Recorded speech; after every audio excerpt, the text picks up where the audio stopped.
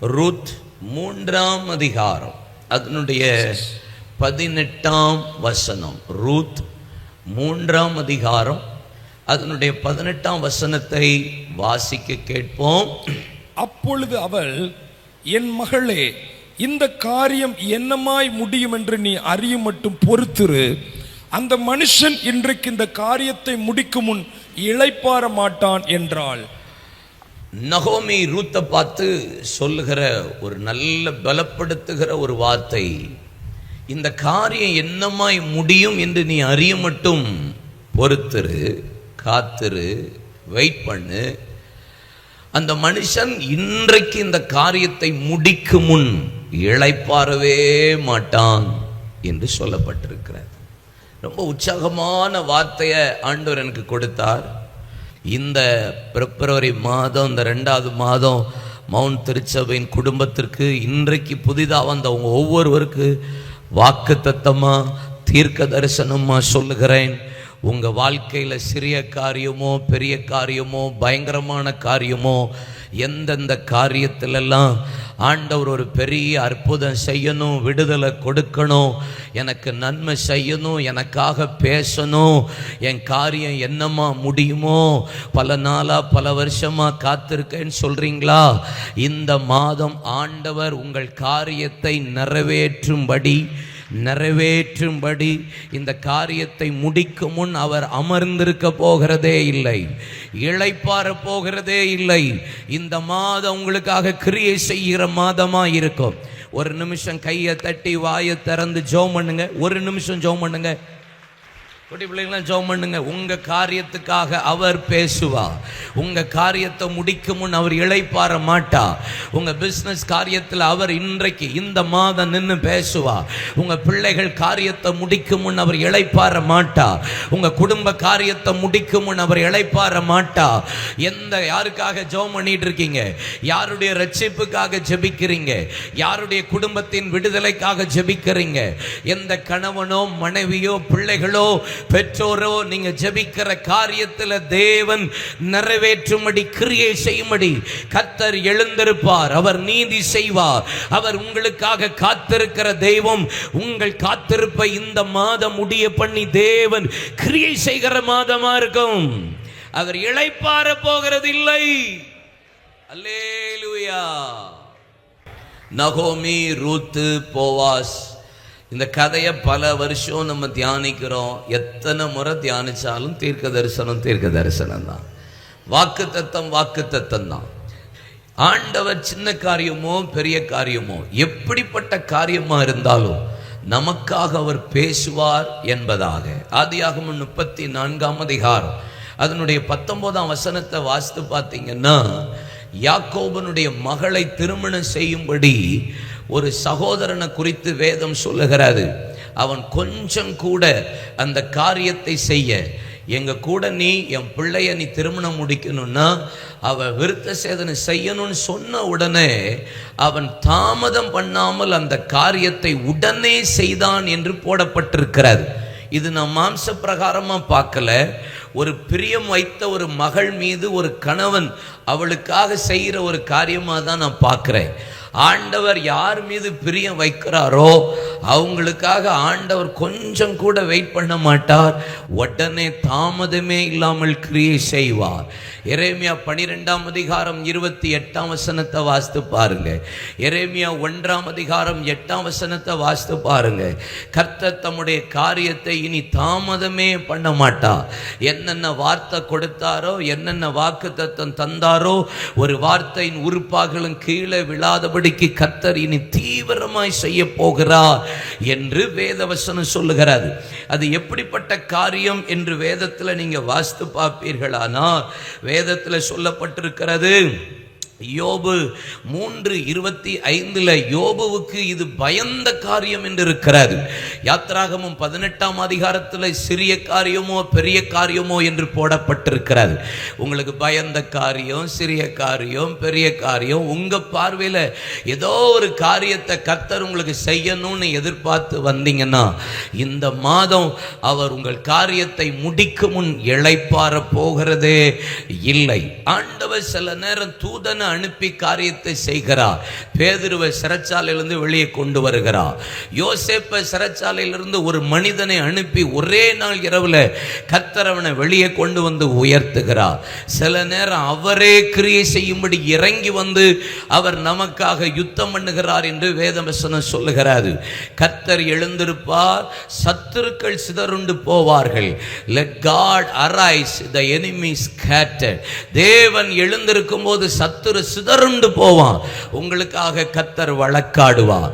யாத்திராகமம் 3ஆம் அதிகாரத்திலிருந்து நீங்க 10ஆம் அதிகாரம் வரைக்கும் வாசித்தா, மோசேயை முச்சடியில தேவன் தரிசனத்துல காட்சியளித்த பின்பு, நான் உன்னை பார்வோனுக்கு தேவனாக்குவேன், நீ போ என்று சொல்லிட்டு பார்வோனுக்கு முன்பாக மோசே நின்று ஒவ்வொரு முறையும் சொல்லும் போது ஒரு வார்த்தை, என் ஜனத்தை வனாந்தரத்தில் பலி செலுத்தி ஆராதிக்கும்படி வழிவிட்டு அனுப்பு.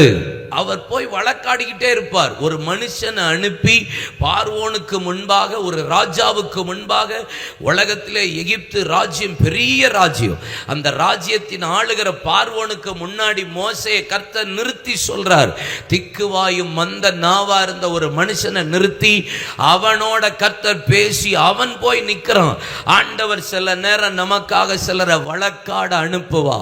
இந்த மாதம் உங்களுக்காக பேசுகிறதற்கு தேவன் கிரியை செய்வார். உங்களுக்காக பரிந்து பேச, உங்களுக்காக வழக்காட, உங்க பிள்ளைகளுக்காக, உங்க குடும்ப காரியத்துக்காக, உங்க தொழில் காரியத்துக்காக, இவரோட போய் எப்படி பேச, இவரோட போய் எப்படி நிக்க, இவருக்காக நான் என்ன செய்ய நினைக்கிறீங்களா?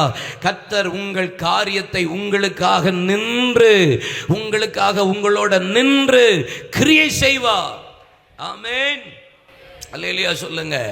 2 ராஜாக்கள் 4ஆம் அதிகாரம் 13-14 வசனத்துல நீங்க பாருங்க.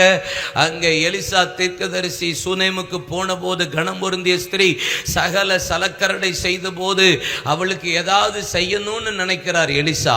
அப்ப சொன்ன ஒரு வார்த்தை என்ன? நான் பிரபுக்களிடத்திலாவது, சேனாபதியினிடத்திலாவது, ராஜாவினிடத்திலாவது பேச வேண்டிய ஏதாவது காரியம் உனக்கு இருக்கா என்கிட்ட சொல்லு, நான் பேசுறேன்னு சொல்றாரு. அப்பொழுது கேயாசி சொல்றா, அவளுக்கு ஒன்னும் தேவையில்லை, ஒன்னே ஒன்னு தேவைப்படுது. என்ன? அவ குழந்தை இல்லாம இருக்கா. அப்போ இது ராஜாட்ட பேச வேண்டிய காரியம் இல்ல, சேனாதிபதியினிடத்துல பேச வேண்டிய காரியம் இல்ல, பிரபுட்ட பேச வேண்டிய காரியம் இல்ல, இது பிதாவினிடத்துல பேச வேண்டிய காரியம். பேசினா உற்பவ கால திட்டத்துல நான் உன்னிடத்துல வருவேன், நீ ஒரு குமாரனை சுமப்பா என்பதாக ஆண்டவர் யார்கிட்ட பேசணுமோ, யார்கிட்ட போய் நிக்கணுமோ, நீங்க இனி இந்த மாசம் கவலைப்பட வேண்டாம். உங்களுக்காக ஒருவர் போய் நிற்பார், உங்களுக்காக ஒருவர் போய் நின்று பேசுவார். எத்தனை பேர் நம்புறீங்க? எத்தனை பேர் விசுவாசிக்கிறீங்க? அவர் இளைப்பாறவே மாட்டார். அல்லேலூயா, ஆமென். கர்த்தருக்கு மகிமை உண்டாகட்டும். அவர் எப்படிப்பட்ட பெரிய காரியங்கள்லாம் செய்கிறார்? பல வார்த்தையை நான் சொன்னேன். மகிமையான காரியம் சொல்லுங்க, பெரிய காரியம், உத்தமமான காரியம், கிரகிக்க கூடாத காரியம், ஆராய்ந்து முடியாத, எண்ணி முடியாத காரியம், பயங்கரமான காரியம், புதிய காரியம். எல்லா காரியத்துக்காக கர்த்தர் நமக்காக இளைப்பாறாம நின்று கிரியை செய்ய போகிறார். ஆமென். லூக்கா 18ஆம் அதிகாரத்தில் அநீதியுள்ள நியாயாதிபதியை காண்பித்து அவன் தீவிரமா சீக்கிரமா நீதி செய்தான் என்பதை உங்களுக்கு காண்பித்து கொடுத்தேன். அதை என் பிரசங்கல்ல, அது வாக்குத்தத்த செய்தி யூடியூப்ல வரும், நீங்க அதை போய் கேட்க உங்கள் அன்பாய் கேட்கிறேன்.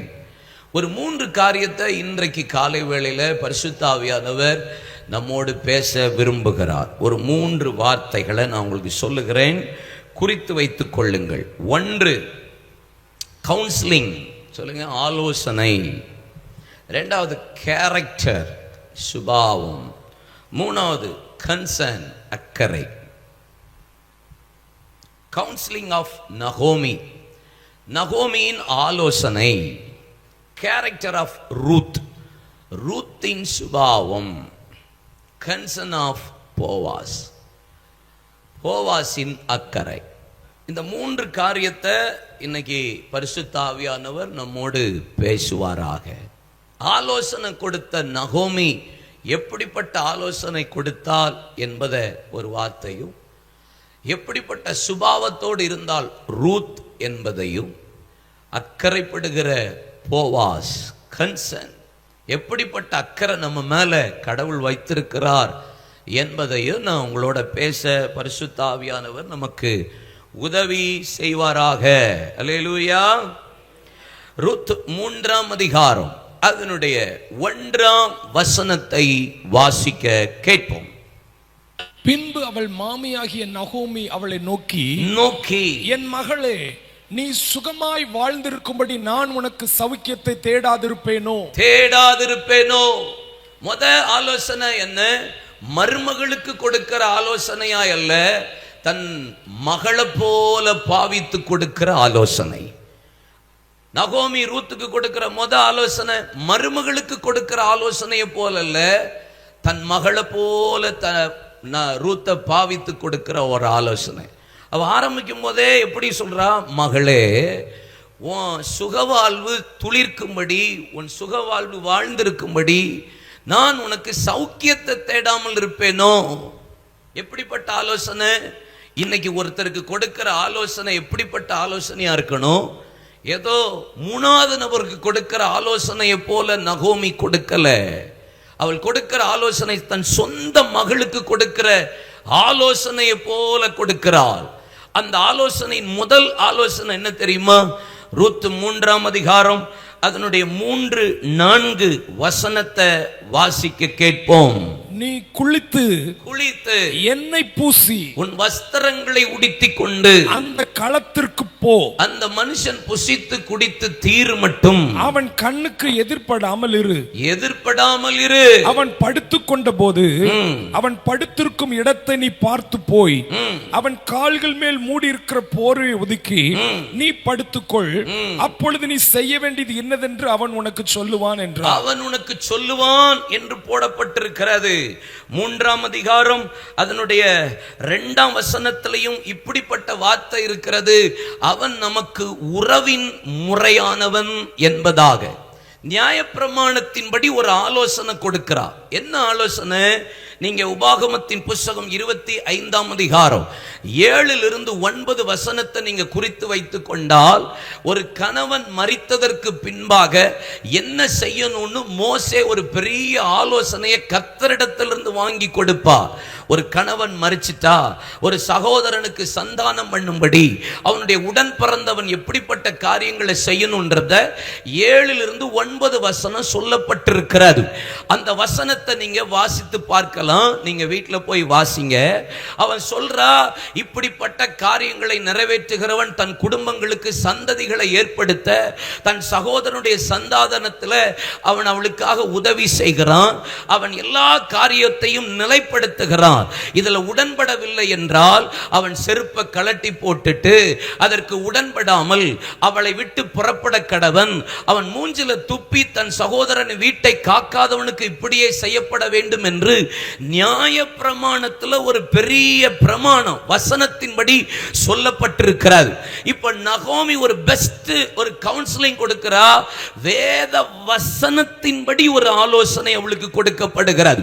பிரமாணத்தின்படி ஒரு ஆலோசனை கொடுக்கப்படுகிறது. சொந்த ஆலோசனையை மகளை போல பாவித்து கொடுக்கல. வசனத்தின்படி ஆலோசனை கொடுக்கிறவர்களுக்கும் வசனத்தின்படி ஆலோசனையை கேட்கிறவர்களுக்கும் கர்த்தர் தம்முடைய காரியத்தை கிரியை செய்து முடிக்கும் வரைக்கும் அவர் இளைப்பாறவே மாட்டார். அல்லேலூயா சொல்லுங்க. வேத வசனத்தின்படி ஆலோசனை. என்ன வசனம்? பிரமாணத்தின்படி ஆலோசனை. இன்னைக்கு ஆலோசனை கேட்கறதுக்கு பல பணம் கொடுக்க வேண்டி இருக்குல்ல? ஆமாம், 10,000 ரூபா கொடுத்தீங்கன்னா பிஸ்னஸ்க்கு நாங்கள் ஆலோசனை கொடுக்குறோங்கிறாங்க. ஆமாம், படிப்புக்கு இவ்வளோ 1000 கொடுத்தீங்கன்னா நாங்கள் உங்களுக்கு கவுன்சிலிங் கொடுக்குறோங்கிறாங்க. ஒரு பிஸ்னஸ் ஆரம்பிக்கிறதுக்கு இந்த ஆலோசனை நாங்கள் தருகிறோம், இவ்வளோ பணங்கிறாங்க. இன்னைக்கு பைபிள் வசனத்தை பேசுறதுக்கே பணம் கொடுத்து வசனத்தை கேட்க அதுக்கு ஒரு முகாம் நடத்துறாங்க. 10,000 15,000 வாங்குற கூட்டம்லாம் இருக்கிறது. ஆசீர்வாத உபதேச கூட்டம் என்கிறது. பணத்தை வைத்து. இன்னைக்கு ஆண்டவர் நமக்கு ஒரு இலவசமான ஒரு வார்த்தையை கையில் நமக்கு கொடுத்திருக்கிறார்.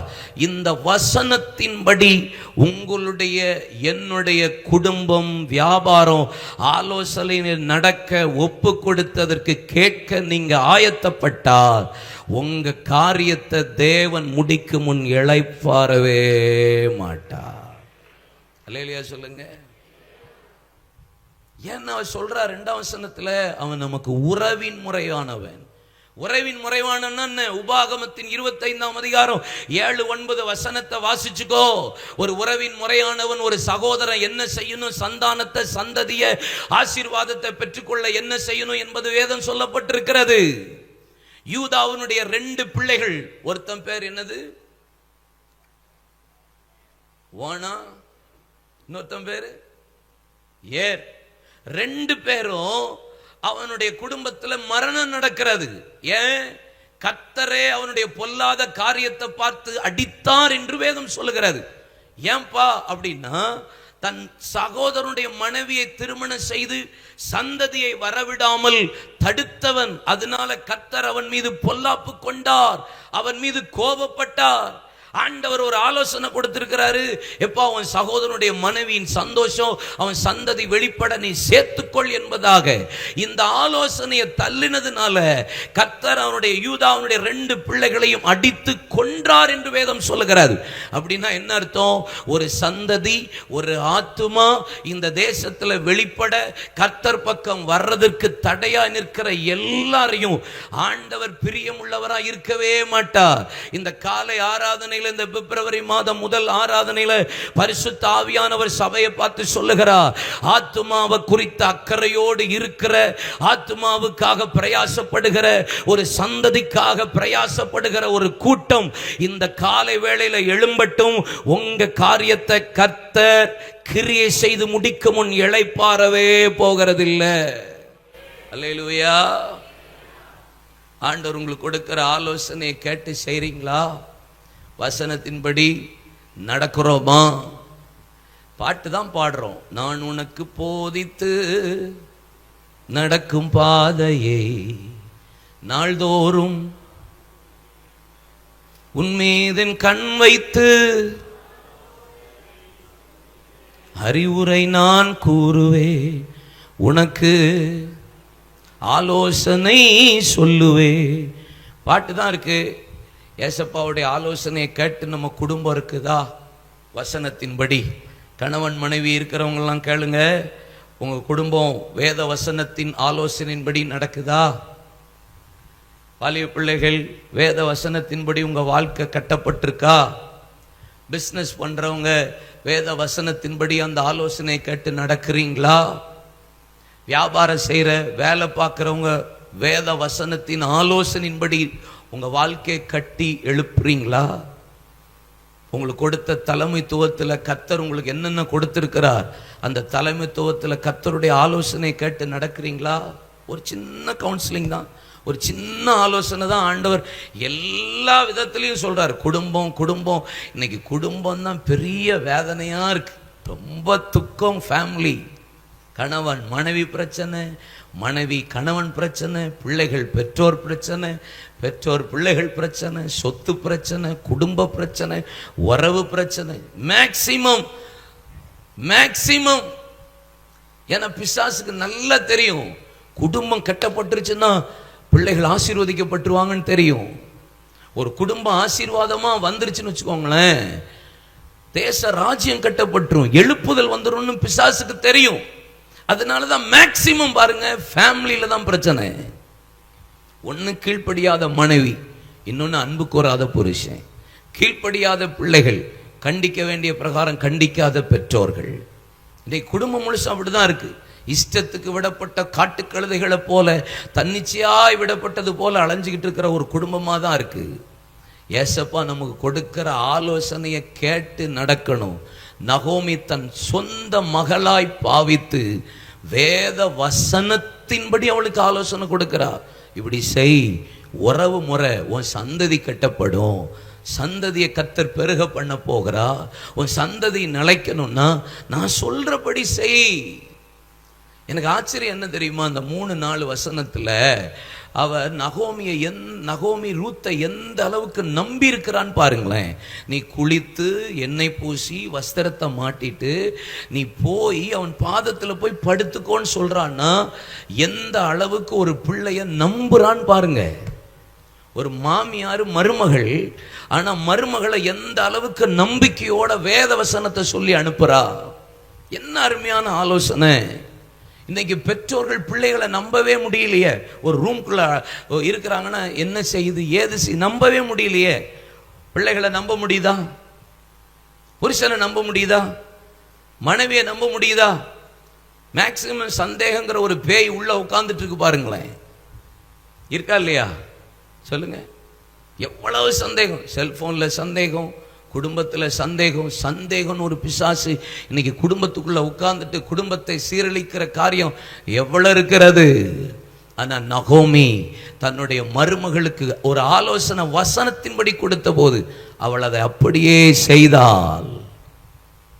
உங்களுக்கு கர்த்தர் கொடுக்கிற ஆலோசனை, சபையில கர்த்தர் கொடுக்கிற ஆலோசனை, உங்க அப்பா அம்மா கொடுக்கிற ஆலோசனைக்கு பிள்ளைகள் கீழ்ப்படுறீங்களா?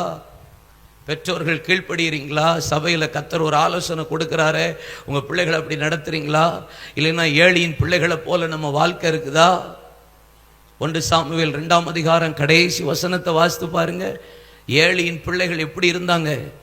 கர்த்தர் நடத்த வேண்டிய பிரகாரத்துல நடத்தியும் ஒரு ஆசாரிய குடும்பத்தில் இருக்கிற ஒரு தகப்பன், பிரதான ஆசாரியன், அவன் பாருங்க கண்டிக்க வேண்டிய பிரகாரம் அவன் கண்டிக்கலன்னு போட்டிருக்கு.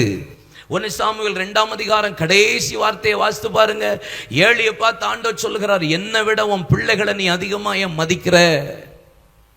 ஆண்டவரே சொல்றாரு, நீ ரொம்ப கெடுக்கிறப்பா உன் பிள்ளைகளை. பேரண்ட்ஸ், எத்தனை பிள்ளைகளை நீங்க கெடுக்கிறீங்க? உங்க பிள்ளைய கர்த்தருக்கு நடத்த வேண்டிய விதத்துல ஆலோசனை கொடுத்து நடத்துறீங்களா? இல்லைன்னா பொருளா வாங்கி கொடுத்து கெடுக்கிறீங்களா? பரவாயில்ல, போறது போட்டும் பிரதர், பார்த்துக்கலாம் சொல்லக்கூடாது. எசேக்கியா ஒரு யுத்தம்னு சொல்லி வந்த உடனே கர்த்தர்ட்ட போய் நின்று ஆலோசனை கேட்டான். கேட்ட உடனே ஜெபம் பண்ணினா, ஜெபத்துக்கு பதில் வந்தது. கர்த்தர் யுத்தத்தில் ஒரு பெரிய ஜெயத்தை கொடுத்து ஒரே ஒரு தூதன் அனுப்பி 1,85,000 அசீரியரை சங்கரித்தான். வியாதி வந்துச்சு, உடனே கர்த்தர்ட்ட போனான், உடனே ஜெபிச்சான். கர்த்தர் ஜெபத்தை கேட்டு 15 வருஷம் அவனுக்கு கூட்டி கொடுத்தார். இப்போ சுகத்துக்கு கர்த்தர்ட்ட போனா, பிரச்சனைனாலும் கர்த்தர்ட்ட போனா ஆலோசனை ஆண்டவர் கொடுத்தார். ஆனா கடைசி பாருங்க, தன்னுடைய குடும்பத்தை சத்துரு கையில ஆண்டவர் ஒப்பு கொடுக்க போறாருன்னு தீர்க்கதரிசி மூலியமா பேசுறாரு. அவன் அந்நியர்களுக்கு தன் வீட்டில் காண்பிக்காத இடமே இல்லை, எல்லா இடத்தையும் காண்பித்தான் என்று வேதம் சொல்லுகிறது. அவன் காண்பிக்காத இடம் ஒண்ணுமே இல்லை. சத்துருக்கு எல்லாத்தையும், வீட்டை, பொக்கிஷ சாலை எல்லாத்தையும் காமிச்சான். தீர்க்கதரிசி வந்து சொல்றாரு, எசேக்கியா நீ எல்லாத்தையும் காமிச்சு இல்ல, நாட்கள் வரும் அப்போது உன் வீட்டில் உள்ள எல்லாம் பிதாக்கள் இந்நாள் வரைக்கும் சம்பாதித்தது எல்லாத்தையும் சத்துரு கொண்டு போயிருவான் பாபிலோனுக்குன்னு சொன்ன போது எசேக்கியா சொன்ன வார்த்தை எனக்கு ஆச்சரியமா இருந்தது. இது கேட்ட உடனே, தீர்க்க தரிசனத்தை கேட்ட உடனே கர்த்தர்ட்ட போயிருக்கணுமா, போயிருக்க வேண்டாமா? போகல.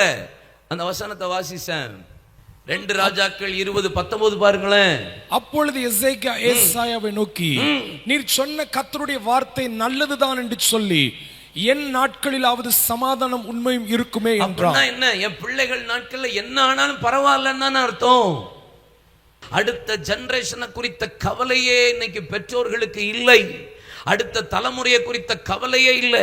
ஆண்டவர்ட்ட போய் உட்கார்ந்து என் பிள்ளைய என்ன படிக்க வைக்கணும், என் பிள்ளைய நான் என்ன செய்ய வைக்கணும், வியாபாரத்துக்கு என் பிள்ளை என்ன பண்ணணும், என் பிள்ளைய என்ன தேசத்துல நிலையில வைக்கணுங்கிற கேள்வியே இன்னைக்கு அப்பா அம்மாட்ட கிடையாது. படிக்கிற மாதிரி படிக்கட்டும், என்னதாவது படிக்கட்டும், என்னதையாவது வேலையை பார்க்கட்டும். இல்லை, நீங்க அக்கறையற்றவர்களா இருக்கிறதுனால, ஆண்டவர்கிட்ட ஆலோசனை கேட்காததுனால தான் இன்னைக்கு பலருடைய பிள்ளைகளுடைய நிலைமை பரிதாபம். இன்னைக்கு நகோமி ஒரு சின்ன ஆலோசனை, நியாய பிரமாணத்தின்படி, வசனத்தின்படி ஒரு தன் மகளை போல பாவித்து கொடுக்கிற ஒரு ஆலோசனை அவ வாழ்க்கையை, சந்ததியை கட்டி அது நிமித்தம் இயேசு வெளிப்பட முடியுமானா, இன்னைக்கு நீங்க கொடுக்கிற விளையற பெற்ற ஆலோசனை உங்க பிள்ளைகளுக்கு ஜெபித்து கொடுக்கிற ஆலோசனை உங்க குடும்பத்தை கட்டும். ஆமென் சொல்லுங்க. இன்னைக்கு பேரண்ட்ஸ் ஒரு முடிவு எடுக்கணும். உங்க காரியத்துக்காக அவர் கிரியை செய்வார். நீங்கள் அதுக்கு ஒப்பு கொடுங்க. சும்மா என்னத்தையாவது நடக்கட்டும், நீ பார்த்து ஜெபம் பண்ணு, நீயே பார்த்துக்கோ. இன்னைக்கு ரொம்ப அட்வான்டேஜெல்லாம் ஆயிடுச்சு. நீயே எவனையாவது பார்த்து கல்யாணம் முடிச்சுக்கோ. போகிற இடத்துல எவனையும் லவ் பண்ணலையா நீ இன்னும் கேட்குறாங்க. அந்த அளவுக்கு ரொம்ப டெக்னாலஜி இம்ப்ரூவ்மெண்ட் வெரி மச். ஆலோசனை என்னாச்சு? உங்கள் வாழ்க்கையை கொடுத்த கேட்குற காரியத்தில் நீங்கள் என்ன கேட்குறீங்க? ஏசப்பாட்ட தெரியல எனக்கு. நாங்கள் ஒரு வார்த்தை சொல்கிறோம், நீங்கள் கேட்குறீங்களா ஏசப்பாட்ட? சர்ச்சில் சொல்கிறோம், வசனத்தை போதிக்கிறோம், பலிபீடத்தில் நின்று அவர் ஏதோ சொல்கிறாரு அப்படின்னு கேட்டு போகிறீங்களா? எவ்வளவு பிரசங்கம் கேட்குறோம், எவ்வளவு வார்த்தையை கேட்குறோம், எவ்வளவு ஜெபம் பண்ணுறோம், எல்லாம் வசனம் படிக்கிறீங்க. ஆனால் முடிவு மாம்சத்தில் தானே நம்ம பல நேரம் முடிவு வருகிறது. பக்கத்தில் கையை பிடிச்சி சொல்லுங்க, அவசரப்படாதீங்க.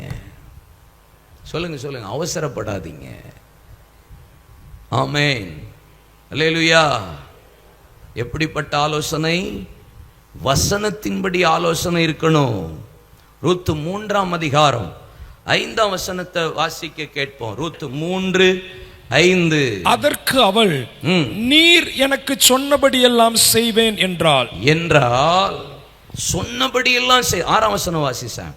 அவள் களத்திற்கு போய் தன் மாமி தனக்கு கற்பித்தபடியெல்லாம், அவ என்ன சொன்னாலோ அது அப்படியே செய்தால் என்று வேதம் சொல்லுகிறது. அல்லேலூயா. இங்க பாருங்க, ஒன்று கவுன்சிலிங், இன்னொன்று ரூத்தினுடைய கேரக்டர். வார்த்தை பாருங்க, கீழ்ப்படிந்தார். சுபாவமே கீழ்ப்படி. ஒரு ஆலோசனை வந்த உடனே மாமி சொன்னதுக்கு மறு உத்தரவு இல்லை, வேண்டாம், ஒன்று வேணாம், எதுவுமே இல்லை, அப்படியே கீழ்ப்படிந்தாள். 3 வார்த்தையை நான் எழுதி வச்சிருக்கிறேன் நேத்து. ஏற்றுக்கொள்ள அவள் மறுதலிக்கவில்லை. 2வது, இந்த கவுன்சிலிங், இந்த ஆலோசனை கேட்ட உடனே இது என்ன இந்த மாமி இப்படி கொடுக்குதுன்னு ஆச்சரியப்படலை. 3வது, சரி என்று பட்டதுனால தான் அவள் குளித்து எண்ணெய் பூசி புறப்பட்டாள். அப்போ அவள் சுபாவத்தில் 3 வார்த்தை எனக்கு இது இஷ்டமா இருந்தது, எழுதி வச்சிருக்கேன். ஏற்றுக்கொள்ள மறுதலிக்கவில்லை, ஆலோசனையை கேட்கறதுக்கு ஏற்றுக்கொள்றதுக்கு மறுதலிக்கல. இன்னொன்னு, இது என்ன வித்தியாசமா சொல்லுது இந்த மாமி, ஆச்சரியப்படல. 3வது, சரி என்று பட்டதுனால அவ உடனே போய் செய்தார். கேரக்டர் ஆஃப் ரூத் என்னது? ஆலோசனையை ஏற்றுக்கொண்டு அதன்படி செய்கிற, கீழ்ப்படுகிற ஒரு சுபாவம். 3ஆம் அதிகாரம் 10ஆம் வசனம் வாசிச்சா. 3ஆம் அதிகாரம் 10ஆம் வசனம். அதற்கு அவன், மகளே, நீ கர்த்தரால் ஆசீர்வதிக்கப்படுவாயாக. நீ தரித்திரரும் ஐஸ்வர்யவான்களுமான வாலிபர்களின் பிறகே போகாததினால் உன் முந்தின நற்குணத்தை பார்க்கிலும் உன் பிந்தின நற்குணம் உத்தமமாயிருக்கிறது. ஒன்னு அவளுடைய ஆலோசனை. 2வது, ரூத்தினுடைய சுபாவம், கேரக்டர் என்ன? வேதம் சொல்லுகிறது, நீ வாலிபர் பின்னாடி போகல, ஐஸ்வர்யவான் பின்னாடி போகல, நான் முந்தின நற்குணத்தை பார்க்கலும் பிந்தின, உன்னுடைய முந்தின நற்குணத்தை பார்க்கலும் உன் பிந்தின நற்குணம் எவ்வளவு உத்தமமா இருக்கு. அவ சுபாவம் உத்தமம், கேரக்டர். போவாஸ் சொல்றான் உத்தமம். ஏற்கனவே 2ஆம் அதிகாரம் 12ஆம் வசனத்தில் அவளை ஆசீர்வச்சிருக்கிறான். எம்மா, நீ கர்த்தரால் ஆசீர்வதிக்கப்பட்டவள், நீ செட்டைகளின் கீழே அடைக்கலம் புகுந்தபடியால் உனக்கு நிறைவான பலன் உண்டு என்று சொல்லி அவன் ஆசீர்வச்சிருக்கிறான். ஆனா மீண்டும் பாருங்க, அவளை குறித்து ஒரு வார்த்தை சொல்றான். உன் மாமிக்கு நீ செஞ்சதும் இப்பொழுது செய்து வருகிறதும் எல்லாம் எனக்கு தெரியுது. நீ ஐஸ்வர்யவானும் வாலிபர் பிறகு நீ போகாம நீ என் காலில் நீ உட்கார்ந்துருக்க பாரு, நான் உன் உத்தமத்தை புரிஞ்சுக்கிறேன். God bless you. உன் கேரக்டர் ஃபேண்டாஸ்டிக், உத்தமம். நம்முடைய இன்டெகிரிட்டி, நம்முடைய அப்ரைட்னஸ், நம்முடைய ஊழியத்தில், குடும்பத்தில், வேலையில், தனிப்பட்ட வாழ்க்கையில் நம்முடைய பரிசுத்தம் எப்படி இருக்குன்னு யோசிங்க. 3வது, கன்சர்ன் ஆஃப் போவாஸ். நான் முக்கியமான செய்திக்கு போறேன், இந்த வார்த்தை மட்டும் சொல்றேன். கன்சர்ன் ஆஃப் போவாஸ், அவனுடைய அக்கறையை பாருங்க. போவாஸுடைய அக்கறை என்ன அக்கறை? 3ஆம் அதிகாரத்தில் பாருங்க, 10ஆம் வசனத்தில் அவன் சொல்ற ஒரு வார்த்தை, வார்த்தை மகளே. இவனும் சொன்ன ஒரே ஒரு வார்த்தை என்னது? மகளே. நகோமி சொன்ன ஒரே ஒரு வார்த்தையை மீண்டும் சொல்றான். இவன் சொல்றான் மகளே. இவனும் அவளை ஒரு மகளை போல பாவிக்கிறான். வார்த்தை. 2வது பாருங்களேன், 3ஆம் அதிகாரம் 11ஆம் வசனம் வாசிச்சான். இப்பொழுது மகளே, நீ பயப்படாதே, உனக்கு வேண்டியபடி எல்லாம் செய்வேன். அப்படின்னா என்ன அர்த்தம்? எனக்கு இவள் மீது ஒரு பொறுப்பு இருக்கு, அக்கறை இருக்கு, இவளை குறித்த காரியத்துல ஒரு கன்சர்ன், இவளை காரியத்துல நான் ஒரு காரியம், இவ விடுதலை கொடுக்கணும், இவ சிறையிருப்ப மாத்தணும், இவளை ஆசீர்வதிக்கணும், இவளை குறித்து இவளை மீட்கும் பொறுப்பு எனக்கு இருக்கிறது என்கிற எண்ணம், வேண்டியபடி எல்லாம் என்ன செய்வேன். 11-12 வாசிச்சேன். 12-13. நான் சுதந்திரவாளி என்பது மெய்தான், ஆனாலும் என்னிலும் கிட்டின சுதந்திரவாளி ஒருவன் இருக்கிறான். ராத்திரிக்கு தங்கி இரு, நாளைக்கு அவன் உன்னை சுதந்திர முறையாய் விவாகம் பண்ண சம்மதித்தால் நல்லது, அவன் விவாகம் பண்ணட்டும். அவன் உன்னை விவாகம் பண்ண மனதில்லாதிருந்தானாகில் நான் உன்னை சுதந்திர முறையாய் விவாகம் பண்ணுவேன் என்று ஆணையிட்டான். இவருங்க ஆணையிடுகிறான். நீதி நியாயத்தோட நடக்கணுங்கிறதுல அதுல கன்சர்னா இருக்கிறான். ஒன்று மகளேன்றான், இன்னொரு கன்சர்ன் எனக்கு இதுல பொறுப்பு இருக்கின்ற எண்ணம் இருக்கிறது. மூன்றாவது, நீதியோட ஆணையிட்டு கொடுத்தால் சகல விவாதத்திற்கு முடிவு, அதை மாற்றவே முடியாது. 15ஆம் வசனம் வாசிச்சேன். அவன் அவளை நோக்கி, நீ போர்த்து கொண்டிருக்கிற போர்வையை விரித்து பிடி என்றான். அவள் அதை பிடித்த போது அவன் அதில் 6 படி வார்கோதுமை அளந்து போட்டு அவள் மேல் தூக்கி விட்டு பட்டணத்திற்கு புறப்பட்டு வந்தான். இப்போ பாதத்தில் இருக்கிறா, அவளை அங்கீகாரம் பண்றான். ஒரு 6 படி கோதுமையை கொடுத்து நான் உன்னை கன்சர்னா இருக்கிறேங்கிறதுக்கு சொல்றேன். இப்போ ஆண்டவர் நமக்கு ஒரு அடையாளத்தை கொடுக்கும் போதுதான் எனக்கு தீவிரமா கிரியை செய்வாங்கிற ஒரு சந்தோஷமும் விசுவாசமும் வருது. இப்போ ரூத்துக்கு ஒரு அடையாளம் கிடைக்குது. 6 படி கோதுமையை தலையில தூக்கி விடுறான், அடையாளம். அடுத்தது வாசிச்சேன் 18. அப்பொழுது அவள், என் மகளே, இந்த காரியம் என்னமாய் முடியும் என்று நீ அறிய மட்டும் பொறுத்திரு. அந்த மனுஷன் இன்றைக்கு இந்த காரியத்தை முடிக்கும் முன் இளைப்பாற மாட்டான் என்றார். வாக்குத்தத்தத்தை நிச்சயமாய் நிறைவேற்றுவான். சொன்னதை முடிக்கும் முன்பாக அவன் இளைப்பாற மாட்டான். ஏன்னா ஒரு உண்மை உள்ளவன். 3 வார்த்தை உங்களுக்கு சொல்லியிருக்கிறேன்.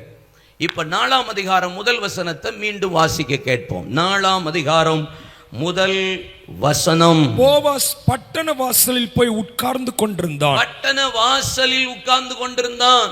அப்பொழுது போவாஸ் சொல்லி இருந்த சுதந்திரவாளி அந்த வழியே வந்தான். அவனை நோக்கி, ஓய் என்று பெயர் சொல்லி கூப்பிட்டு, இங்கே வந்து சற்று உட்காரும் என்றான். அவன் வந்து உட்கார்ந்தான். ரூத் என்பதற்கு ஃப்ரெண்ட்னு அர்த்தம், நண்பன் அர்த்தம். போவாஸ் என்பதற்கு ஸ்ட்ரென்த், பலன் அப்படின்னு அர்த்தம். கவுன்சிலிங் ஆஃப் நகோமி, அவளுடைய ஆலோசனை இருக்கு. கேரக்டர் ஆஃப் ரூத், அவளுடைய சுபாவம் சொல்லப்பட்டிருக்கு. இன்னும் பல சுபாவம் இருக்கு.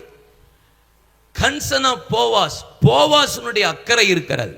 இதுல ஆண்டவர் எப்படி கிரியை செய்கிறார் போவாஸ் மூலியமா? ரூத்துங்கிறது நண்பன், ஃப்ரெண்டு. போவாஸ்ங்கிறது ஸ்ட்ரென்த். இன்னைக்கு இயேசுவையும் என்னையும் உங்களையும் இயேசுவையும் முன்னாடி வச்சு பார்ப்போம். இயேசு ஒரு நண்பனுக்கு செய்கிற ஆசீர்வாதம் எப்படி இருக்கும்? ஒரு நண்பன் அப்படின்னு சொன்னா எப்படி இருக்கும்? சிநேகிதன் சகோதரனிலும் அதிகமாய் சிநேகிக்கிறவன் உண்டு. ஆபிரகாம் ஆண்டவர் சிநேகிதனேன்னு சொன்னார் என்றுக்கு, சிநேகிதனே என்றார். நீங்க இயேசுவை எந்த ஸ்டாண்டர்ட்ல வச்சிருக்கீங்க? உங்களுக்கு இயேசுக்கு இருக்கிற உறவு எப்படிப்பட்ட உறவாய் இருக்கிறது? இந்த 2வது மாதம் ஏசப்பா கூட உங்க வாழ்க்கை எப்படிப்பட்ட வாழ்க்கையா வாழணும்?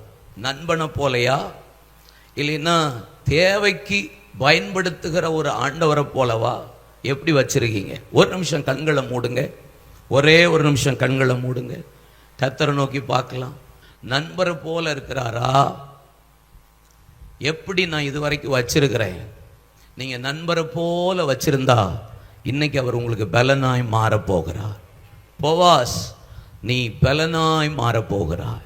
ரூத்துக்கு பலனாய் மாறப்போகிறார். நண்பனை போல கைகளை உயர்த்தி ஒரு நிமிஷம் ஸ்தோத்திரம் பண்ணுங்க. ஒரே ஒரு நிமிஷம் கர்த்தரை ஸ்தோத்திரம் பண்ணுங்க. ஹல்லேலூயா, ஹல்லேலூயா. இயேசுவே, உம்மை நேசிக்க கற்றுத்தாரும்,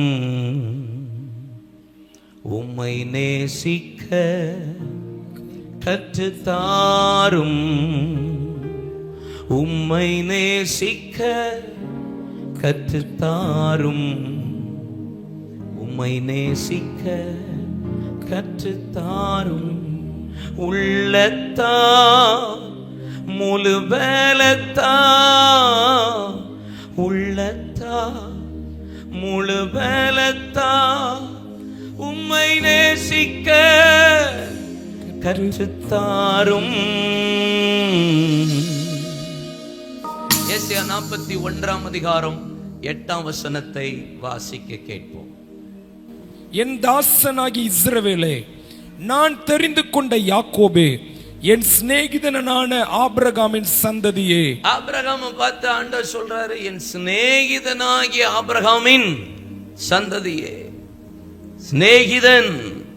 யாக்கோபு 2:23 பாருங்க. யாக்கோபு 2:23. அப்படியே ஆபிரகாம் தேவனை விசுவாசித்தான், அது அவனுக்கு நீதியாக எண்ணப்பட்டது என்கிற வேத வாக்கியம் நிறைவேறிற்று. அவன் தேவனுடைய சிநேகிதன் எனப்பட்டான். தேவனுடைய சிநேகிதன் எனப்பட்டான். யோவான் 15:15 இயேசு சொல்ற வார்த்தையை பாருங்க. இனி நான் உங்களை ஊழியக்காரர் என்று சொல்லுகிறேன். உங்களை ஊழியக்காரன்னு சொல்ல மாட்டேன். ஊழியக்காரன் தன் எஜமான் செய்கிறதை அறிய மாட்டான். நான் உங்களை சிநேகிதர் என்றேன். உங்களை சிநேகிதர் என்றே. ஏனெனில் என் பிதாவினிடத்தில் நான் கேள்விப்பட்ட எல்லாவற்றையும் உங்களுக்கு அறிவித்தேன். அல்லேலூயா. எல்லாவற்றையும் அறிவித்தேன். சிநேகிதன்னா என்ன சொல்லுவான்? அதுக்கு எக்ஸாம்பிள், இந்த முன்னாடி ஒரு கொஞ்சம் குரூப் உட்கார்ந்துருக்கு பாருங்க. ஸ்கூல்லையும் இருக்கும், நம்ம சர்ச்சிலையும் இருக்கு குட்டி பிள்ளைங்க. எவ்வளவுதான் நான் பெரம்பெடுத்தாலும் பாருங்க, நம்ம குரூப் ஒன்று இருக்கு உள்ள முன்னாடி, குசு குசுன்னு கதை பேசுவாங்க. எனக்கு அப்படிமே கொஞ்ச நேரம் அப்படி இப்படி பார்ப்பான், சைடு வழியா பார்ப்பான். நம்மளை பார்த்துட்டு அடுத்த நிமிஷம் அப்படி பேச ஆரம்பிச்சிருவான். என்னதான் கதை பேசுறான்னே தெரியாது. சிநேகிதனிட்ட தான் எல்லாத்தையும் இருதயத்தை திறந்து பேசுவோம். ஆமாம், ரைட்? ஃப்ரெண்டு இருக்கிறவங்கலாம் கை வைத்துங்க. சிலருக்கு ஃப்ரெண்டே கிடையாதும்பாங்க சில ஆட்கள்லாம். இப்போ வீட்டை விட்டு வெளியே வர்றது கிடையாது. எனக்கு நல்ல பெஸ்ட் ஃப்ரெண்டு இருக்காங்கன்னு சொல்கிறவங்க கை வைத்துங்க பார்க்கலாம். எல்லாத்தையும் மறைக்காமல் சொல்கிற ஃப்ரெண்டு, அதுதான் ஃப்ரெண்டு. அப்படியே இருதயத்தை அப்படியே ஓப்பன் ஹார்ட்டடாக பேசுகிற ஆள் தான் ஃப்ரெண்டு. அவன் தான் உண்மையான சிநேகிதன். அவன் தான் உண்மையாக நம்மளை பலப்படுத்துகிறவன். ரூத்துன்னா ஃப்ரெண்டு, போவாஸ்னா ஸ்ட்ரென்த்து. உண்மையான நண்பனுக்கு இருக்கிற போவாஸ் என்கிற ஃப்ரெண்டு பலப்படுத்துகிறவனா மட்டும்தான் இருக்க முடியும். உங்கள் நலன் மேலே, உங்கள் காரியத்தின் மேலே அக்கறை செய்கிறவனா இருக்க முடியும். அக்கறை செய்கிறது மாத்திரத்தில் உங்கள் காரியம் முடிக்கும் முன் இளைப்பாறவே மாட்டான். ஃப்ரெண்டு என்ன வேணாலும் செய்வான், ஜீவனையே கொடுப்பான். சிநேகிதன் ஜீவனையே கொடுப்பான் அப்படின்னு இருக்கு. இயேசுவை விட ஃப்ரெண்டு இந்த உலகத்தில் யாரும் இருக்க முடியாது. நீங்க இயேசுவுக்கு ஃப்ரெண்டா இருந்தீங்கன்னா எல்லாவற்றையும் அவர் செய்வார். அல்லேலூயா. யாத்திராகமம் 33:11 வாசிக்க கேட்போம். ஒருவன் தன் சிநேகிதனோடு பேசுவது போல கர்த்தர் மோசேயோடு முகமுகமாய் பேசினார். அவன் பின்பு அவன் பாளையத்துக்கு திரும்பினான். நூனின் குமாரனாகிய யோசுவா என்னுடைய பணிவிடைக்காரன் வாலிபன் ஆசரிப்பு கூடாரத்தை விட்டு பிரியாது. 2 பேரை பத்தி போட்டிருக்கு பாருங்க. ஒன்னு யோசுவா, இன்னொன்னு மோசே. மோசேயை பத்தி சொல்லப்பட்டிருக்கிறது, ஒரு சிநேகிதனோடு பேசுகிறது போல முகமுகமாய் கர்த்தர் பேசினார். ஏறக்குறைய இரவும் பகலும் 40 நாள் தேவ சமூகத்துல மோசே மேல உட்கார்ந்துட்டு இருக்கிறாரு. கர்த்தர் வர சொல்லி, உன் மலைகளுக்கு எல்லைகளை குறித்துக்கொள், ஆடு மாடு மிருக ஜீவன்கள் ஒன்றும் நான் சங்கரிக்காதபடிக்கு நீ கவனமாயிருன்னு சொல்றாரு. இப்ப ஆண்டவர் பேசுறாரு, நியாயப்பிரமாணத்தை கொடுக்கிறாரு, எல்லாம் செய்யறாரு. திருப்பி கர்த்தர் கீழே கொண்டு வர்றாரு. இந்த ஜனங்கள் உட்கார்ந்து புசித்து குடித்து கன்றுக்குட்டிக்கு முன்பாக விளையாட ஆரம்பித்தார்கள். பிரமாணத்தை கொண்டு வந்த ஆளுக்கு கோபம் வருது. ஆண்டவர் சொல்றார், நீ அழைத்து வந்த உன் ஜனம் தங்களை கெடுத்துட்டாங்கப்பா, போ. இது ஜெயதோனி சத்தமும் இல்ல, அபஜயதோனி சத்தமும் இல்ல. இது ஆடல் பாடல், பயங்கரம், குடிவெறி, களியாட்டு. மேல ஒருத்தன் மேல உட்கார்ந்துட்டு இருக்கிறாரு, கீழே ஒருத்தன் இப்படி செஞ்சிட்டு இருக்கிறாங்க. கீழே போனான், பிரமாணத்தை உடைச்சான். கர்த்தர் பட்சத்தில் இருக்கிறவன் யார் என்று கேட்டான். லேவியர்கள் வந்தார்கள். எல்லாவற்றையும் அவனுடைய தன் சகோதரனை தன் வீட்டில் இருக்கிற ஒவ்வொருத்தனையும் கொல்லுன்னு சொல்றான், வெட்டுகிறான். அதுக்கப்புறம் திரும்பி மோசே மேலே போகிறான். அப்பதான் இந்த வசனம் இருக்கு, தன் சிநேகிதனோடு பேசுறது போல முகமுகமா பேசுறார். பேசிட்டு பிரமாணத்தை மீண்டும் கையில கர்த்தர் கொடுக்கிறா. கீழே இறங்கி வாரான். வந்த போது ஆண்டவர் சொன்ன ஒரு வார்த்தை என்ன தெரியுமா? இந்த ஜனங்களை விட்டு இந்த ஜனங்களை நான் அழிக்க போகிறேன். இதுவரை 10 முறை பரிசுத்தை பார்த்து என்ன கோபப்படுத்தின ஜனங்கள் எதுவரைக்கும் என்ன விசுவாசியாதபடி இருப்பாங்க? இந்த ஜனங்களை விட்டு நான் உன்னை பெரிய ஜாதி ஆக்குறேன். 33ஆம் அதிகாரம் 14ஆம் வசனத்தை வாசித்து பாருங்க. என் சமூகம் உனக்கு முன்பாக போகும். நீங்க எல்லாம் இதுல வாசிக்கிற ஒவ்வொரு வசனமும் பாருங்க, எல்லாம் சிங்குலர்ல தான் இருக்கும், ஒருமையில தான் இருக்கும், பன்மையிலே இருக்காது. நான் உனக்கு முன்னாடி போய் உனக்கு இளைப்பாறுதல் தர்றேன், நான் உன்னை பெரிய ஜாதி ஆக்குறேன், உன்னை கொண்டு செய்யற காரியம் பயங்கரமா இருக்கும், எல்லாமே சிங்குலரா தான் இருக்கும். ஆனா மோசே சொல்றாரு, இல்ல ஆண்டவரே, உம்முடைய ஜனத்தின் மீது உம்முடைய கோபம் மூளாது இருப்பதாக. நீங்க அழிச்சிராதீங்க, நீங்க செஞ்சிராதீங்க, இது உம்முடைய ஜனம். என் பேரை நீங்க கிறுக்கி போட்டாலும் ஜீவ புஸ்தகத்திலிருந்து கிறுக்கி போடுங்க, ஆனா உம்முடைய ஜனத்தை நீங்க அழிக்காதிருங்க ஆண்டவரே. திருப்பி திருப்பி போராடுறாரு. 40 நாள் தேவ சமூகத்தில் இருந்துட்டு வந்த ஆளு அடுத்த நாள் புறப்படும் போது ஆண்டவர்கிட்ட சொல்றாரு, உம்முடைய சமூகம் எனக்கு முன்னாடி வரணும் ஆண்டவரே. ஒரு சிநேகிதன் ஒரு ஆண்டவரோட எப்படி பேசுறான்? எங்களுக்கு நீங்க கூட இருந்தாதான் ஸ்ட்ரென்த், நீங்க இல்லாத ஒரு வாழ்க்கையே இல்லை. ஏசப்பா இல்லாத ஜீவியம், ஏசப்பா இல்லாத ஊழியம், இயேசு இல்லாத வியாபாரம், இயேசு இல்லாத குடும்பம், இயேசுவின் சமூகம் இல்லாத எதுவுமே ஆசீர்வாதம் இல்லை, பலன் இல்லை.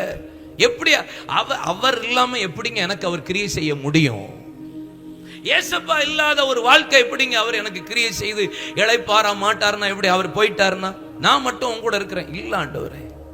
ஒரு சிநேகிதன் தன் ஜனங்களுக்காக, ஆத்மாவுக்காக ஆலோசனை, நியாயப்பிரமாண ஆலோசனை, ஆத்மாவுக்காக போராடுகிற ஒரு மனிதன். ஆமென். நம்ம பாதி நேரம் இன்னைக்கு ஏசப்பா இல்லாம தான் வாழ்றோம். வித்தவுட் ஜீசஸ் ஈஸியா மூவ் பண்றோம், எதுனாலும் செய்யறோமே. பிசினஸ் ஏசு இல்லாம பண்றோம், பிள்ளைகள் கல்யாண காரியத்தை ஏசு இல்லாம பாக்குறோம், வாழ்க்கை துணையை இயேசு இல்லாமலே முடிவு பண்றோம். எது முடிவும் இயேசுவே இல்லாம. நான் கடந்த நாள்ல உங்களுக்கு ஒரு வசனம் சொன்னேன். 1 சாமுவேல் 6ஆம் அதிகாரத்தில் பெத்சிமேசரின் மனுஷர்கள் அறுப்பு காலம் வந்தபோது, அவர்கள் அறுத்து கொண்டிருந்த போது தன் கண்களை ஏறெடுத்து பார்த்தார்கள், அப்பொழுது உடன்படிக்கை பெட்டி உள்ளே நுழைந்தது என்பதாக. 1 சாமுவேல் 6:13 பாருங்க. பெத்சிமேசின் மனுஷர்கள் பள்ளத்தாக்குகளில் கோதுமை அறுத்து கொண்டிருந்தார்கள். அவர்கள் தன் கண்களை ஏறெடுத்து பார்த்தபோது பெட்டி கண்டு அதை கண்டதினால் சந்தோஷப்பட்டார்கள். அப்படின்னா என்ன? பெட்டி வருது, ஆனா பெத்சிமேஷ் மனுஷர்களின் 55,000 பேர் மேல கர்த்தர் அடிச்சு மரணம், ஒரு பெரிய சாவு நடக்குது. ஏன்னு பார்த்தா பெட்டிக்கு மேல ஒரு ப்ளூ கலர்ல ஒரு கிளாத் மூடி இருக்கும். அவர்கள் பெட்டியை எட்டி பார்த்தார்கள் என்று இருக்கிறது. அந்த ப்ளூ கிளாத் என்ன தெரியுமா? இயேசுவின் அன்புக்கு அடையாளம், இயேசுவுக்கு அடையாளம் தான். அந்த பெட்டியும் பெட்டி மேல இருக்கிற அந்த ப்ளூ கிளாத்தும் இயேசுவின் அன்புக்கு அடையாளம். அப்ப பெட்டியை எட்டி பார்த்தானா எப்படி? பெட்டியில இருக்கிற துணியை தூக்கி போட்டுட்டு பெட்டியை எட்டி பார்த்தான். இயேசு அன்பு இல்லாம கிடைக்கிற ஆசீர்வாதம், எந்த ஆசீர்வாதமும் எனக்கு தேவையில்லை, அது முடிவு அழிவாதான் இருக்கும். இயேசு இல்லாம கிடைக்கிற எனக்கு எந்த பொருளும், இயேசு இல்லாம கிடைக்கிற எந்த உறவும், இயேசு இல்லாம கிடைக்கிற எந்த ஆசீர்வாதமும், இயேசு இல்லாம கிடைக்கிற எந்த சொத்தும், இயேசு இல்லாம கிடைக்கிற எந்த தொழிலும் எனக்கு அது ஆசீர்வாதமாவே இருக்காது. அது அறுப்பு காலமாவே இருந்தாலும் பெத்சிமேசரின் மனுஷர்கள் அடிக்கப்பட்டு மரித்தார்கள். இயேசு இல்லாத வாழ்க்கை எப்படிங்க எனக்கு பலனா மாறும்? நீங்க மனுஷனை பலனா நினைக்கிறீங்களா? உங்க தொழில பலனா நினைக்கிறீங்களா? உங்க பணத்தை பலனா நினைக்கிறீங்களா? சில ஆளை நம்ம பெரிய சென்டா நினைப்போம். தயவுசெய்து சொல்றேன், யாரும் உங்களுக்கு பலனா மாறவே முடியாது. நீங்க இயேசுவை ஃப்ரெண்டா வச்சு பாருங்க. நீங்க பலவீனர், அவர் பலன் உள்ளவர். நான் அற்பமான ஆளு, அவன் ஆச்சரியமான ஆள். அவரு உள்ளதை அவமாக்கும்படி இல்லாதவைகளை தெரிந்து கொள்கிறார், ஞானிகளை வெட்கப்படுத்தும்படி. நான் பைத்தியம் தான், ஆனா என் கூட இருக்கிறவர் ஞானியான ஆண்டவர், சர்வ ஞானி. நான் பைத்தியக்காரன் தாங்க, ஆனா எனக்கு கூட இருக்கிறவர் பெரியவர். நான் பலவீனன், அவர் பெரியவர். நான் ரொம்ப அற்பம்தான், ஆனா அவர் ஆச்சரியமானவர். என்னதான் கர்த்தர் ஆச்சரியமான தேசத்துல பயன்படுத்துகிறார். யார் கர்த்தரை நண்பனா வச்சு எனக்கு அவர் தான் பலன் என்று ஸ்ட்ரென்த்தா நினைக்கிறீங்களோ, உங்களுக்காக அவர் இந்த மாதம் தீவிரமா கிரியை செய்வார். உங்களுக்காக வேகமா வேலை பார்ப்பா. உங்களுக்காக அவர் செய்கிற முடிக்கிற வரைக்கும் இளைப்பாறவே மாட்டா. நீங்க மனுஷனை ஸ்ட்ரென்த்தா நினைச்சிட்டு அவர் செய்து முடிப்பார் நினைக்க, அவங்களாம் செய்யவே மாட்டாங்க பிரதர். என்னையுமே நீங்க பலனா நினைக்காதீங்க, என்னையுமே நம்பாதீங்க. உங்களுக்கு the best friend, the best friend அவர் தான் உங்களுக்கு நண்பன், அவர் தான் உங்களுக்கு பலன், அவர் தான். நீங்க என்ன பேசினாலும் கேட்பார். தி பெஸ்ட் ஃப்ரெண்ட் அவர் தான், உங்களை பலப்படுத்துவார். யோசுவா 10ஆம் அதிகாரத்தில் யோசுவா கர்த்தரோடு பேசி முடித்ததற்கு பின்பாக சூரியனும் சந்திரனும் ஆயுளோன் மீதும் கிபியோன் பள்ளத்தாக்கின் மீதும் நீ தரித்து நில். கர்த்தரோடு பேசினதுக்கு அப்புறம் தான் பெரிய காரியங்களை அவன் செய்கிறான் என்று வேதம் சொல்லுகிறது. பெரிய காரியங்களை கர்த்தர் செய்ய உங்களை கொண்டு செய்வார். ஆமென் சொல்லுங்க. ஆதியாகமம் 17:22 பாருங்க. தேவன் ஆபிரகாமோடு பேசி முடித்த பின்பு அவர் அவனை விட்டு எழுந்தருளினார். எவ்வளவு நல்லா இருக்கு பாருங்க. இப்படிலாம் அனுபவம் நமக்கு வரணுமே. சீக்கிரத்துக்குள்ள நம்ம சபையில் அப்படிப்பட்ட காரியம்லாம் நம்ம பிள்ளைகளுக்கு நமக்கு நடக்கட்டும். ஏசப்பா என் கூட இப்படி பேசிட்டு இருந்தார் பிரதர். என்னாகும் 12:8 பாருங்க. என்னாகும் 12:8 பாருங்க. வாசி சார். நான் அவனுடன் மறைப்பொருளாக அல்ல முகமுகமாகவும் பிரத்யட்சமாகவும் பேசுகிறேன். அவன் கர்த்தரின் சாயலை காண்கிறான். இப்படி இருக்க நீங்கள் என் தாசனாகிய மோசேக்கு விரோதமாய் பேச உங்களுக்கு பயம் இல்லாமல் போனது என்ன என்றார். மோசேக்கு விரோதமா முறுமுறுத்து பேசுறாங்க. எத்தியோப்பிய ஸ்திரீ நிமித்தம் ஒரு கருப்பு இனத்து பெண்ணை கல்யாணம் முடிச்சதுனால மோசேக்கு விரோதமா முறுமுறுத்து பேசுறாங்க. இவனை கொண்டுதான் கர்த்தர் பேசுவாரான்னு. கர்த்தர் மேகத்துல இறங்கிட்டாரு பாருங்களேன். ஃப்ரெண்டை விட்டு கொடுக்க மாட்டாரு. நம்ம அப்பா ஃப்ரெண்டை விட்டே கொடுக்க மாட்டார். ஃப்ரெண்டா இருந்தா விட்டு கொடுக்க மாட்டார். இறங்கி சொல்றாரு, மேகத்து மேல இறங்கி சொல்றாரு, எப்பா என் தாசனாகிய மோசே கூட மறைபொருளா இல்ல, முகமுகமா பேசுறேன், பிரத்யட்சமா பேசுறேன். அவன் கர்த்தரின் சாயலை காண்கிறான். யோசிச்சு பாருங்க நீங்க. அவர் வந்து வழக்காடுறாரு. மிரியாமுக்கு குஷ்டரோகமா மாறிட்டு பாருங்க. கர்த்தர் நீதி செய்யறார், நியாயம் செய்யறார். இப்ப இருக்கிற ஃப்ரெண்ட் எல்லாம் விட்டு கொடுத்துட்றாங்க.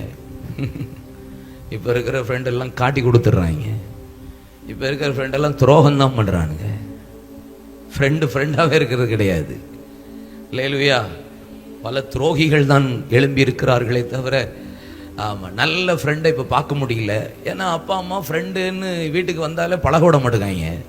வீட்டுக்குள்ளேயே வச்சிருக்கீங்க பாதி பேர். முந்தியெல்லாம் நாங்கள் தெருவில் தான் வாழ்க்கையே வாழ்ந்துருக்கோம். இப்போ எங்கே தெருவில் விடுறீங்க? பேரண்ட்ஸு விடுறதே கிடையாது. யாராவது வீட்டுக்கு வந்துட்டு அவன் யார் என்னன்னு எல்லாம். ஏன்னா வர்றவனும் மண்டையும் கொண்டையும் அப்படி தான் இருக்கு. இல்லை வர்றவனுங்களும் பார்த்தாலே அக்யூஸ்ட் மாதிரியே தான் வாரான்.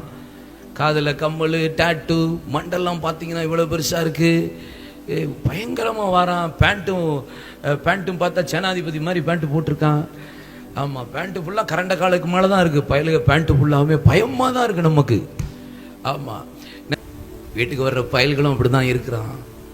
பெரிய மாட்டுக்கு ஃப்ரெண்டுன்னு சொல்கிறான், அண்ணன்னு பழகிறான்.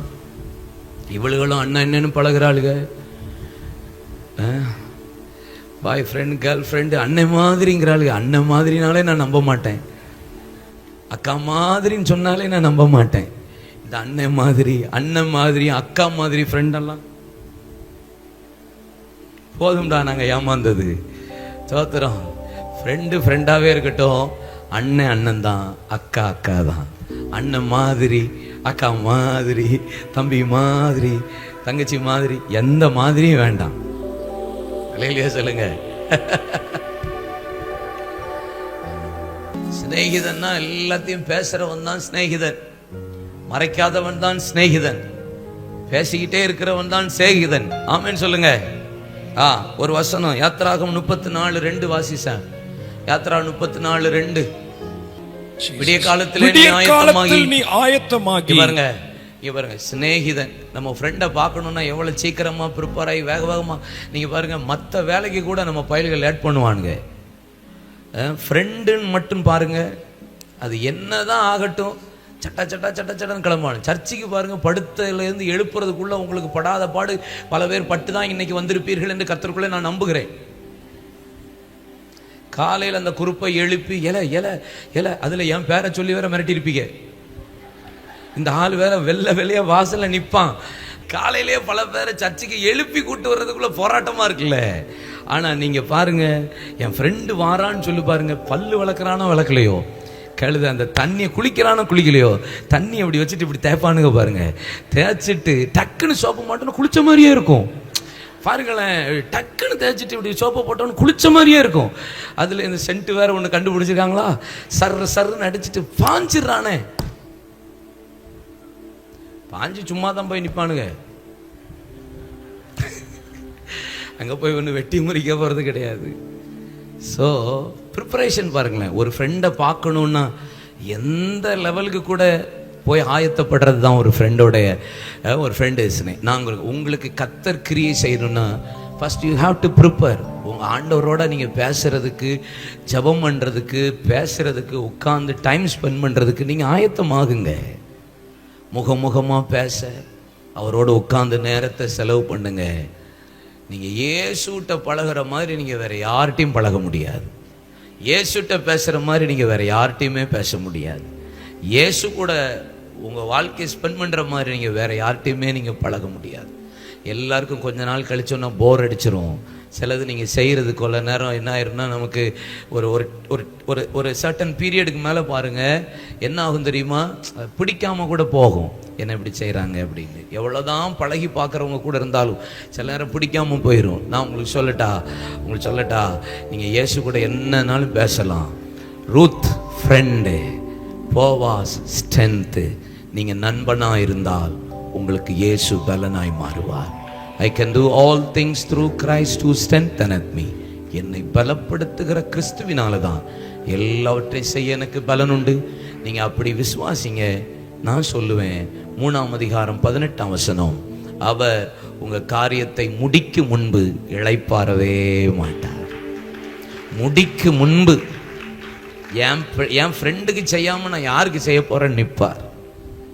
ரூத்து, உனக்கு செய்யாமல் நான் வேற யாருக்கு செய்ய போகிறேன். எனக்கு ரொம்ப பிடிச்ச ஒரு வார்த்தை 4:1 இருக்கு. அவன் வேகமாய் தாமதம் பண்ணாமல் அவன் பட்டண வாசலுக்கு போனான். பட்டண வாசல் என்பது விசாரிக்கிற இடம். பட்டண வாசல் என்பது காத்திருக்கிற இடம்.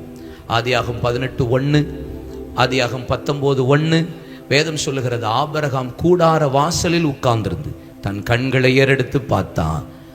3 புருஷர்கள் வரக்கண்டு எதிர்கொண்டு போய் தரை மட்டும் குடிந்து கிட்டே சேர்ந்தான். உற்பவ கால திட்டத்தில் உன்னிடத்துல வருவேன், நீ ஒரு குமாரனை பெறுவா. வாசல்ல உட்கார்றவனுக்கு தான் பரலோகம் செவி சாய்க்கும். 19ஆம் அதிகாரம் 1ஆம் வசனம், லோத்து வாசல்ல உட்கார்ந்திருந்தான். அங்கேயும் தூதர்கள் வந்தார்கள். அங்க கர்த்தர் அவனையும் அவன் குடும்பத்தையும் தப்புவிக்கும்படி அவர்களை அந்த தேசத்திலிருந்து விடுவித்தார். வாசல் என்பது என்னை பாதுகாக்கிற இடம். வாசல் என்பது என்னை விசாரிக்கிற இடம். வாசல் என்பது எனக்காக தாமதம் பண்ணாமல் கிரியை செய்கிற இடம். வாசல் என்பது என் ஜெபத்துக்கு பரலோகம் பதில் கொடுக்கிற இடம். நீதிமொழிகள் 8ஆம் அதிகாரம் 32ஆம் வசனத்தை பாருங்க. நித்தமும் என்னுடைய வாசப்படி நிலையருகே காத்திருந்து எனக்கு செவி கொடுக்கிறவன் எனக்கு பாக்கியவான். எவன் உட்காந்து கர்த்தர் சமூகத்தில் இருக்கீங்களோ அவனுக்கு தான் வாசல்ல இருக்கிறவன் சிநேகிதனோடு பேசுவான். வாசல்ல இருக்கிறவன் சிநேகிதனை எனக்கு பலனா மாற்ற பண்ணுவான். இன்னைக்கு நீங்க இயேசுவை சிநேகிதராய் பலனா மாறுங்க. நீங்க அவரோட ஃப்ரெண்டா மாறுங்க. உங்களுக்கு அவர் பலனா மாறுவார்.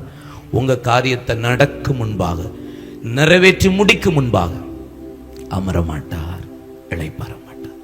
ஜெபிக்க முடியும். முழங்கால் படியிடுவோம்.